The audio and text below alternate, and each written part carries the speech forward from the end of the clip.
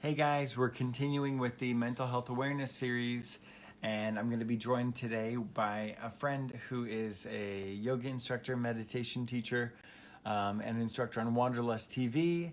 Her name is Rosie Acosta. She's super interesting, super smart, super insightful, and helpful, and I can't wait to bring her on. So good to see you guys. Thank you for being here. Hey Kirsten. Hey Zaya. Hey Zara. Kelly, Abby, good to see you guys.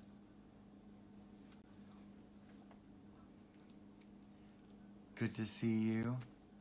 Hey Brad. Hey Kelly. Hey Andrea. So let's see, whenever Rosie's on, I'll just bring her right in. Good to see you. How is everybody? Let me know where you're coming in from. Pop in there.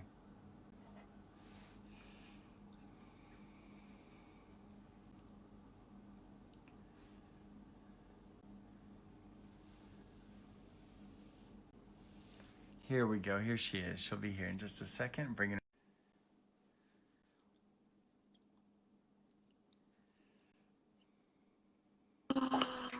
Hello, hi. Hey Rosie, how's it going? It's You look going. great. How are you doing? Thanks. I just put Fantastic. some earrings on. Oh, nice. Just for you. Oh, thank you. Thank you for that extra effort. So I was just telling them, I was just telling everyone about you and how you're a yoga and meditation teacher. You teach on Wanderlust TV, and you actually have a course on discovering your purpose. Is that right? Or a workshop? Yeah. Well, yeah. So I have a online course called The Art of Intention, but I am currently doing a live workshop course that was supposed to be a retreat that I should have been on this week in Scotland, but instead I'm just teaching it as a 5-week series called The Art of Finding Your Life's Purpose. Finding Your Life's Purpose. And when does that start? It started last week. Okay. So it's five sessions, and they're broken up into different focal points. Like last Friday, we focused on clarity, which is vital to finding your life's purpose. And this week we're doing Sankalpa. So in a sense, it's a lot of the art of intention. A lot of the things that I taught during that course are coming to life during this session. We talk about how to implement those different strategies to creating a sort of manifesto for your life, and then we turn it into a mantra, which is next week. The week after that, we do yoga nidra, which you know also. I mean, you know all these practices, you know the efficacy of all of these really incredibly rich practices. And the last one is freedom. So amazing. There you have it. That's Yeah, that's incredible. So how did you even get into all of this? You know, obviously we know most people watching this are going to be familiar about with yoga and meditation and its benefits with mental health, physical health, emotional balance, and all that. And a lot of times what we say is people don't get into this work because things are going well.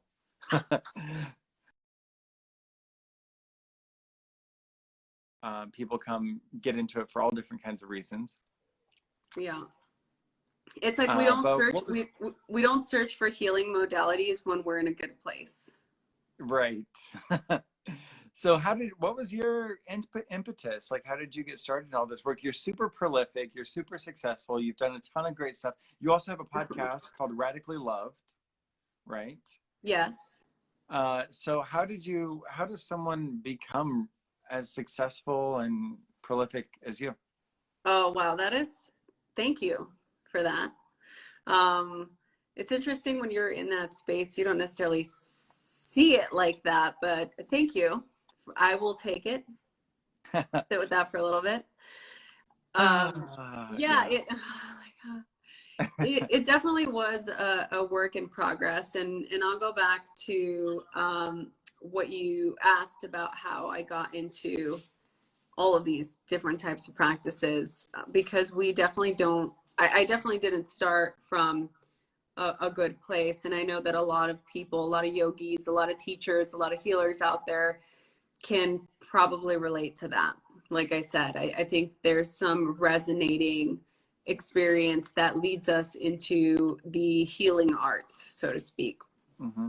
So for me, it was very similar, much like I'm sure a lot of people here, a lot of people that follow you, they found the value in utilizing practices like yoga and meditation, mindfulness to get more grounded, to get a deeper sense of connection.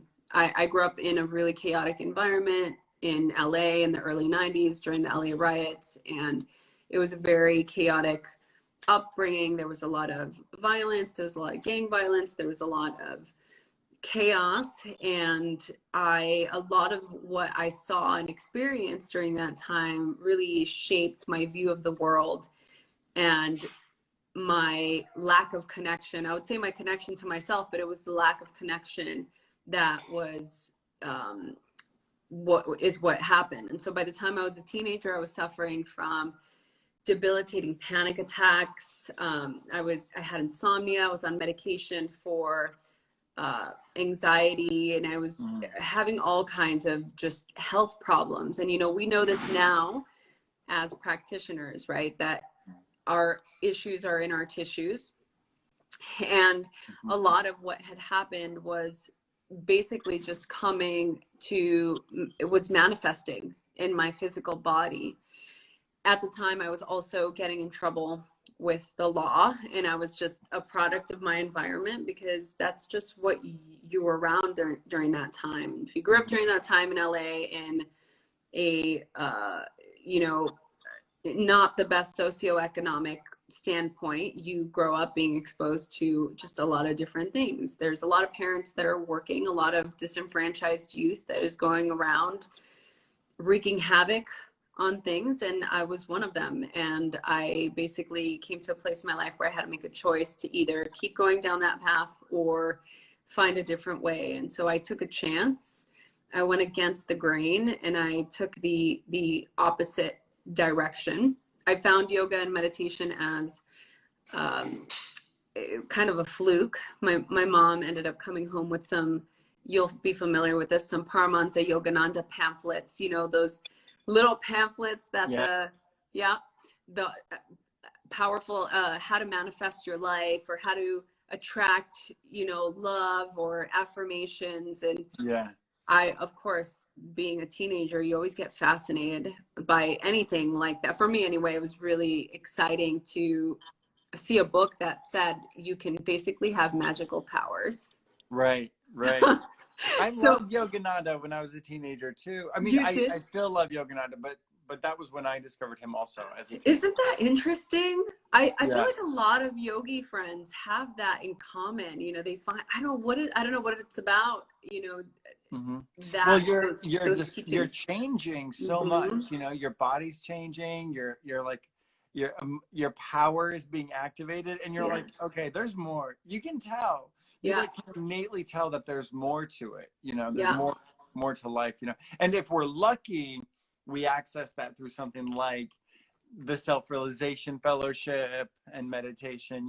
And other people are not so lucky. Like you were saying, you were around a lot of crime and probably drug use. Yeah, people doing drugs. And I was like smoking pot every day. It was just not a great thing for a teenager to be doing. It wasn't very productive. So when I found this, and I won't go into the details of it, but I basically found yoga and meditation, and I found that this was the first time I'd ever done something or experienced anything that it guided me and invited me to connect to my body and my breath, which I had never done before. Right. If you think about it, the only time that you connect with your breath is when you're trying to catch it.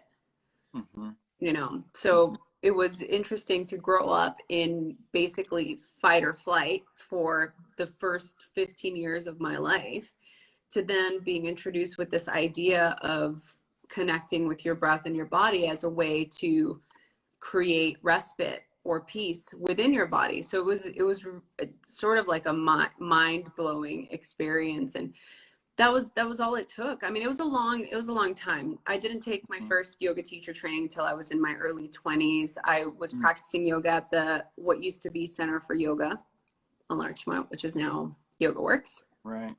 And I just continued my studies. I never thought that I would become a yoga teacher. In fact, when I did my first teacher training, I did it just as a way to deepen my practice. And as I got older, probably like my early to mid 20s, I realized that it's something that I really wanted to do. It's something that really helped me. And I wanted to not only bring this to other people, but I wanted to bring it to other, lower income communities, at-risk youth, people like me that grew up not knowing that they had any tools or they had a pharmacy within them that they could access. Right. So that was my impetus. It was, and it still is. I mean, I still work with a lot of foundations like that. Mm-hmm. So yeah, that's really great. That's like the karma yoga, and the Dharma yoga. Well, yeah, I think it's really interesting that you said that we have a pharmacy within ourselves. I haven't quite heard it that way before. So I think that's really cool, and when we are doing these different practices, we are releasing, we're diluting certain hormones, we're releasing other hormones. And it is like it's a cocktail. It is like a chemistry equation, so it's interesting to say that we do have a pharmacy within ourselves. I remember the first yoga class I took. I was a kid, my parents did, my mom did yoga. My mom's name is Karma. Her first name is Karma. And and so I was but yeah, so you were doing yoga when you were in the womb. Basically, yeah. Basically, yeah, like for like lifetimes, generations. But yeah, the earliest experience that I remember really having a moment with it, I was doing a heart opener, and I must have been 7 or 8 years old. And I remember, fingers interlaced behind the back, bending over, standing up, and it was like, so cute. I love it. And I just felt my heart open.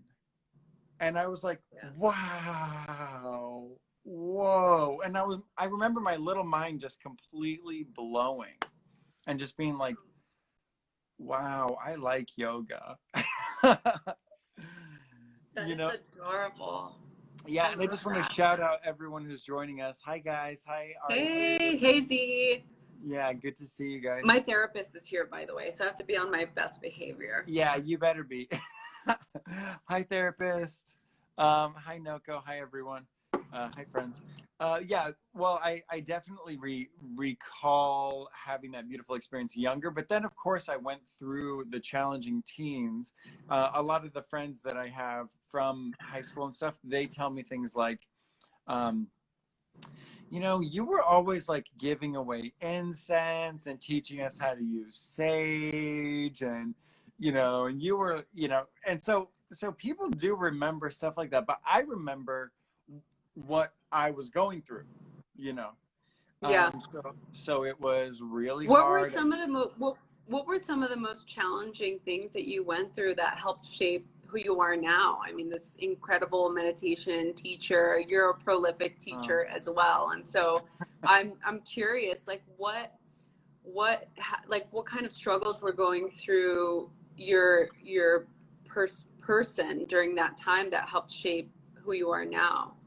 Well, I would say, thank you for asking. I think one of the biggest things is the fact that my family is what they call a pioneer family in the Church of Jesus Christ of Latter-day Saints. Mm-hmm. A lot of people call it the Mormon Church. Mm-hmm. And I was having my training within that church, also doing yoga and meditation. And a lot of people don't know this, but members of my faith tradition, we meditate. Like that's part of our, It's part of their lifestyle. And we also do these like ceremonies and rituals and stuff in the temples, and we wear all white, and it's like ceremonial magic, you know, is how it looks. Yeah. And I was going to like regular public schools, and I had a lot of people have problems with the fact that I had like fluid sexuality, had a lot of problems with people who like thought that we were part of like a secret society, like we were Illuminati. So for me growing up, being told that I was in this evil Illuminati family, and also, but actually the reality is, and I can say, people don't understand the church. The people who don't like it, who call it Illuminati and all that kind of stuff, and manipulate those words and everything, they're very, very traditional Christian, and they don't like that the church I was raised in, they don't like that we have a mother God. They don't like that there's Heavenly Father and Heavenly Mother. They don't like that there's a God and a goddess. So so there were a few things that I really had to just reconcile with. You know, I felt a lot of bullying within the church for being bisexual, essentially. You know, I'm just like gonna come out to everybody, but yeah, so for being, you know, inside the church, my community there really did not understand how to process that. And I think I was just like ahead of the game. I think I'm just a child of the future, you know, and but then when I was outside of the church community, in my school community, it was like, you guys are evil, your family's witches, you guys are Illuminati, you know. And that really, that level of dissonance, I had to really go within, and I had to really learn what was true and what was right, you know, from my direct connection with not just my body. I think it started with my connection to my body, but then what it really came down to was my own connection to God. Yeah. You know, and it was through, and another thing that people don't realize about my tradition is that it's all about bringing the truth from all the different traditions together. And sort of the way I see it. And so that initiated, first of all, I was always very interested in spiritual and all of that kind of stuff. And then I became a Reiki master when I was 16. I did my first yoga teacher training. I wasn't until my mid 20s when I did that, but I still don't teach yoga. I just do the silent meditation. I became a hypnotherapist when I was 18. And so it was really just exploring these things, you know, just really knowing that in a lot of ways. Also, I went to 3 high schools in 4 years. Wow. So we moved a lot. That's so it was so hard. Yeah. So it was a lot of like social challenges, not feeling accepted, not feeling like I was cool. And then by the time I started to feel cool, we moved, and then I was the new kid, and you know, and I actually had a hard time keeping up at school. You know, I did really well. I was intelligent and all of that, and I did excellently on standardized tests. But when you move around a lot, the curriculum's so different in different districts, you know. So certain classes like Spanish, I did really well in because it's a language, you know. Math, I did really well in. But other things where it was like, well, we were reading Beowulf over there, but now we're reading the Odyssey over here, and we're halfway through it, and I have to catch up on the Odyssey. But I was like waist deep in Beowulf, you know. So having to be flexible, you know, having to be really flexible, but also having to reconcile that deep thing inside me where it's like, well, is my tradition dark? You know, is there something dark there that I don't see or don't understand, you know? And it started to be like everything had its place, you know? And that's what yoga brought for me. It was like a place for everything and everything in its place, you know, just like brought things into order. you know.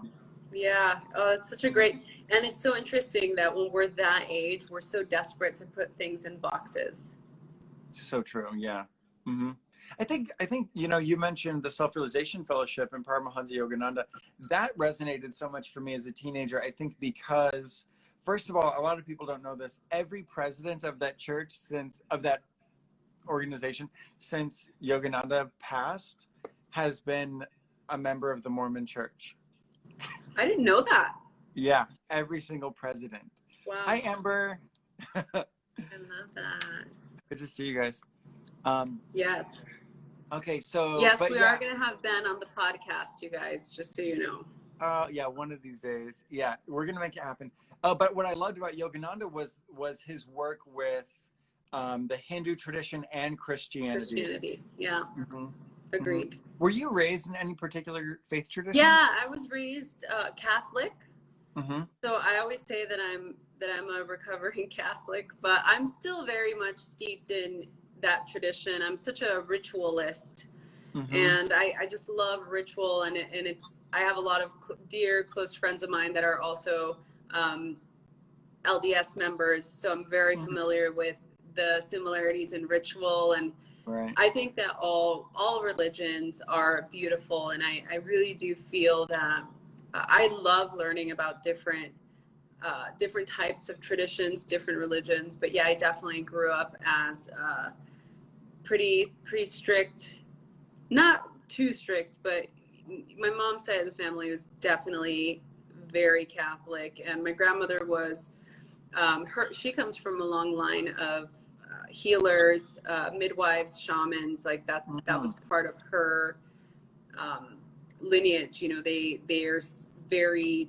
deeply rooted in these indigenous traditions, and so having my grandmother raise us with that touch of natural medicine and healing tinctures and different prayers and honoring the moon cycles and being able to connect to Mother Earth was extremely grounding for me. It was a really good anchor point, a really good compass for me to follow by the time I began my spiritual journey, so to I speak. love that. Yeah, I love that. Yeah. And so was there a particular tribe that you were connected to, or was it a little more? No, Mhm. not honestly. I'm a terrible person. It's probably something that I should probably ask her. She's still with us, but Mhm. I know that her mother's side, they were Peruvian, so they came from Peru. So they were very rooted in that indigenous belief Right. system, that lineage. But I don't actually know very much. So You know, I have some indigenous ancestral lineage from, you know, the Midwest, for the Western United States, you know, and a lot of people don't know the Book of Mormon actually is about indigenous tribes, the whole Book of Mormon. Yeah, this is and literally like education hour with Benjamin Decker. Like, this is amazing. well, yeah, it's about the different tribes in the Americas, and it's like picking up the Bible because the Bible's about the tribe of, you know, it's the tribe of Judah, it's the different tribes in, you know, the Middle East, Yeah, and this is about tribes in the Americas. Um, so great. Wow, it's incredible. That's beautiful. yeah, so I had that That's so cool. connection, and then I also was born in Colorado, right around a lot of reservations. So And the all that nature and all those mountain Oh, spirits. yeah, totally. Oh, so good. Like nature medicine is like, oh, it's like just It's, experiencing nature yeah. is just, that's such good learning. Yeah. Oh, I mean, especially coming from, I'm a city kid. I'm city kid through and through, concrete jungle. Like that's what I grew up in. And so for me, going to the Pacific Northwest or going to Colorado or going to Utah or going to anything that is going to have an abundance of greenery is so nurturing for me. It's so grounding. I mean, Tori and I lived in Portland for like, well, I lived there for 4 years. He lived there for 3, but he's originally from there. So for me, just being in that space is so healing. I mean, there's nothing that I'm missing right now more than the Pacific Northwest. I keep saying that, I keep talking about it because I go to Portland once a month. And, you know, obviously nobody's gone anywhere over the last couple of you know, months. But now, I definitely miss it. I miss being in that natural landscape. It's so healing. Oh yeah, definitely. Well, I have a question for you about Peru. Have you been to Peru, and have you, so no to Peru, have you participated in like shamanic initiations, like in ayahuasca ceremonies? No. Have you? No. Yeah. Oh, tell me about it. Yeah, I've not participated. I've not been called to. In fact, I'm sure my parents would kill me if I said this out loud, but I know they have, because they have, you know, as part of, again, my family's friends, like there's shamans and there's a deeper connection on that side, but they've definitely partaken in several sweat lodges, medicine rituals. And it's just, honestly, for me, to be completely transparent, it's just not ever called to me. I've not, you know, I experimented with all of the things when I was a teenager, but I don't really, it's just not my thing, you know? I will say it's not the same thing as what you experimented with as a teenager. I will say that, because I had my experimentation thing, and then I had my healing journey, and I will say it's not the same. But yeah, I went to, I was similar, but I actually had a fascination, and some questions about it. So I did a lot of research on it, and I was looking into it. I could totally see you doing all the research for all of the things. I know. I'm like, oh, all this I actually have a library in Los Angeles, in Koreatown on 8th Street. It's called I've co-founded a library. It's called the Fireside Meditation Library for World Religion, Politics, and Philosophy. So much of what I know about you is making so much sense right now. Do you have any idea? I'm like putting all the pieces here. I'm like, oh, that makes sense. Okay, continue. Yeah. So you were called to the medicine. You were doing your research. Right. Yeah, and so I was doing the research and really looking into like what it really means, because I felt kind of similar to what you described. That really resonated for me, where I was like, look, I had my mind altering moment. I'm not there. You know, and I just was really interested, and I was actually doing some studies with, you know, I had a friend that was working at the Keck School of Medicine, and I was really like, he was sharing a lot of the different studies that they were in the midst of, doing a lot of different things, writing my first book on meditation, doing a lot of research so I could have the data accurate. Yeah. And then I started to learn about these studies that were going on around ayahuasca. At the time, I opened up a spiritual center in Venice, which closed a couple of years ago, but it was called Full Circle. And we had this beautiful 100-year-old church building, and there was a big indigenous presence, because we were like religiously pluralistic spiritual center. Kind of, everyone kept saying, this is like the Burning Man church, but I've never been to Burning Man. Me neither. Yeah, that's like kind of a lot for me. The whole next live. Yeah, never been called. Yeah, but people were talking about ayahuasca, and I just was not going to go to someone's house in Pasadena and do ayahuasca. I just wasn't, you know. And then I told someone, I was on an interview on camera, you know, and we were talking there, and they said, "What would it take for you to do it?" And I said, honestly, I would need a dove coming down from heaven telling me it's the right thing to do. I would need it to feel comfortable. I would need it to, I don't think I can do a treehouse in the Amazon. I don't think I have it in me. I'm like born and raised in a comfortable, I was like raised in a huge, comfortable house. I've never shared a bathroom. Like, it just wasn't. You're like, it needs to be an experience. It needs to be like a full on, I'm not a big camping person myself. I'm not you know? Right.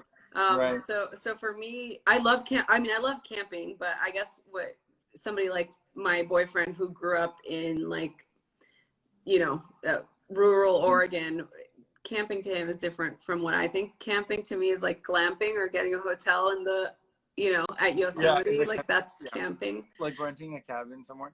Yeah. Yeah. Well, Continue.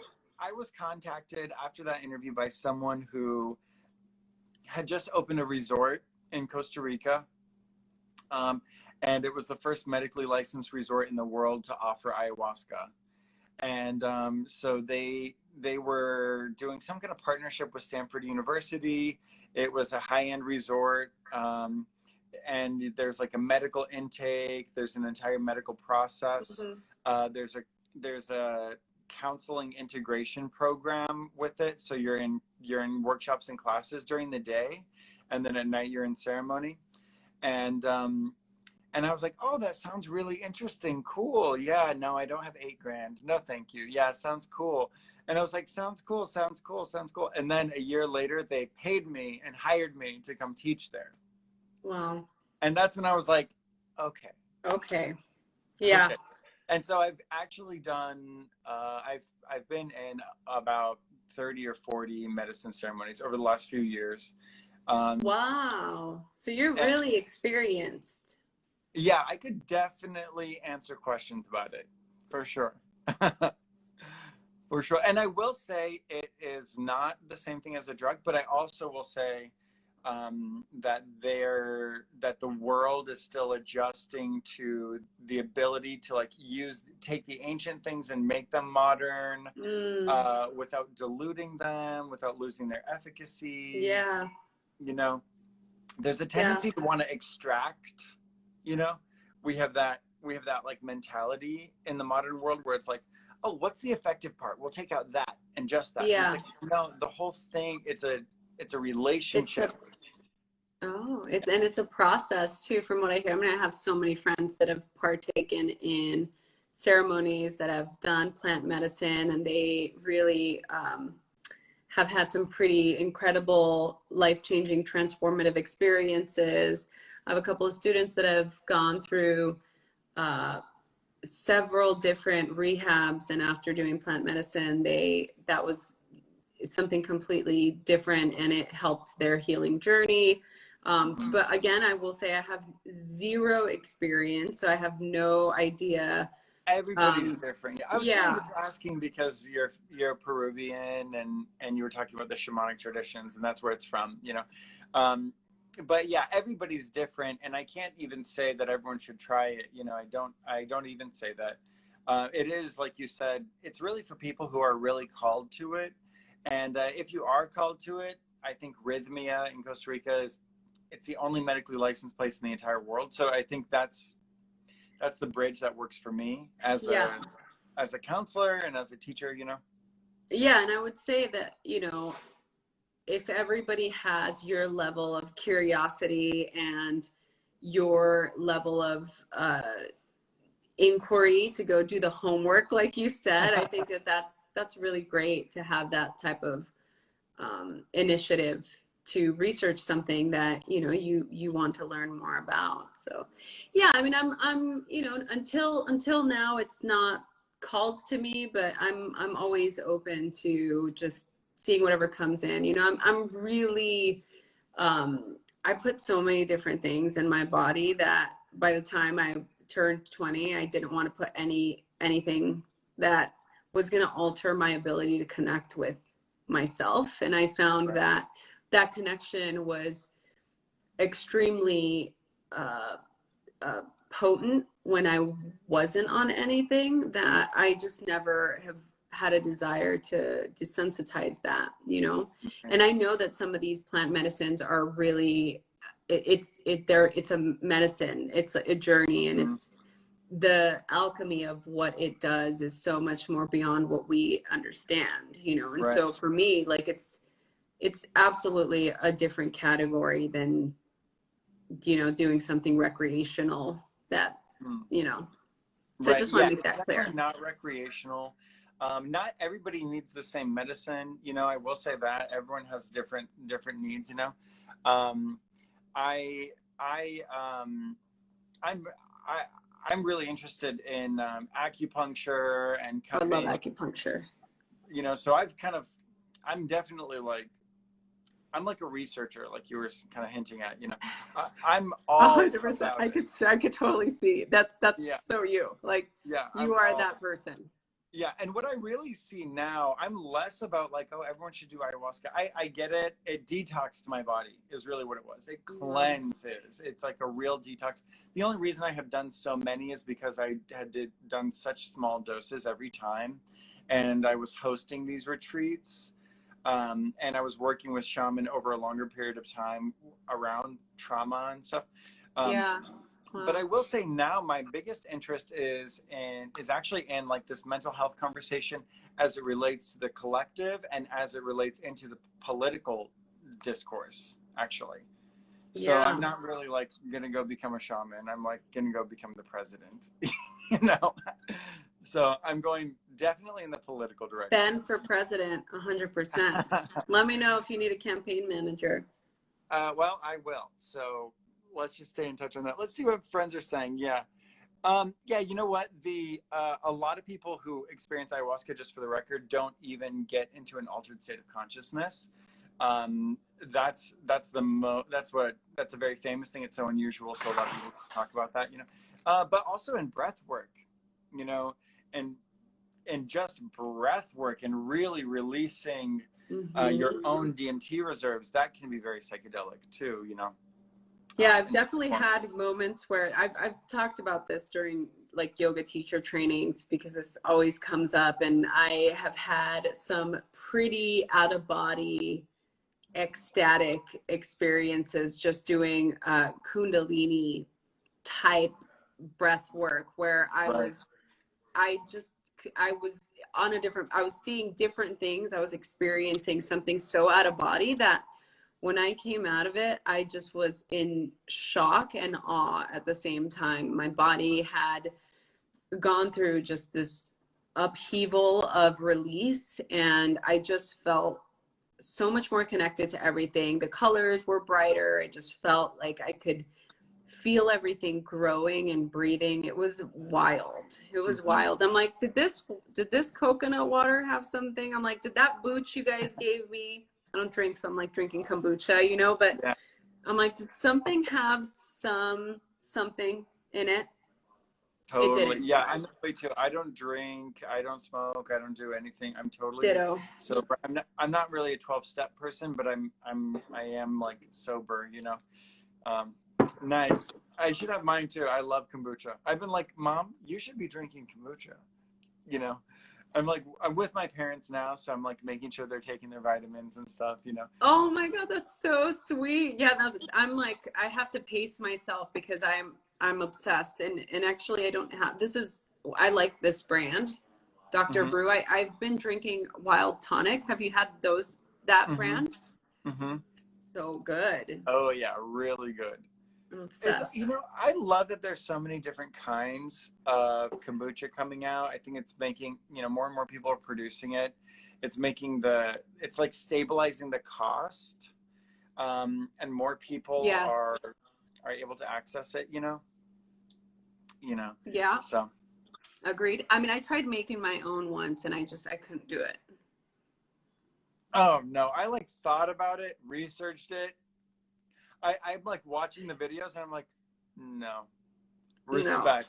No. Respect. Right? No. I mean, I tried, and then the minute that I saw how much sugar I needed to put in, I was like, hold on, we need and then once I was able to mitigate that, just the whole process, I stopped halfway. I couldn't do it. And then one of my experiments exploded in the fridge. It was just not, it was not ideal.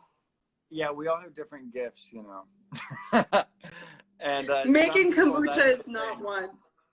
Yeah, it's not one of mine either, you know. Well, thank you so much for hanging out, and thank you for your time and all of your insight and sharing about your story and everything. So where can everybody find you? Everybody could just head over to my page, Rosie Acosta, And you can, my website's radicallyloved.com, and it's the link's in my bio. But yeah, everybody come over, say hello, check out all the things. There's lots of things everywhere, and Yeah, I'm lots of here, I'm classes. around, you know. Lots of classes, Lots of free workshops. classes. I'm teaching free classes every week. Mm-hmm. Amazing. Yep, And you workshops. got a great podcast. Oh, that's awesome. Yeah, great Yep, podcast. podcast is Radically Loved Radio. Mm-hmm. Okay, cool. Well, thank you so much. It's been awesome. I feel like we could just sit here and talk for another hour. Yeah. And thank you to Whitney, by the way, just made keto. Oh, Whitney. I literally I thought we were just getting started. I'm not even halfway in my kombucha. Oh yeah. No, we're like done. We're like over our limit. Well, you froze just now. Someone said amazing morning matcha with Rosie. Well, morning matcha with Rosie. Well, I love you, and I would love to do I this do again morning with you matchas Monday, Wednesday, Fridays at 9 a.m. So they can tune in. Love it. 9 a.m. Pacific time. Let's do it. Wednesday, Friday, I'm like, why is the video getting all weird now? It's like ready for us to retire it. All right. I love you, and thank you all for watching, and I'll talk to you soon, Rosie.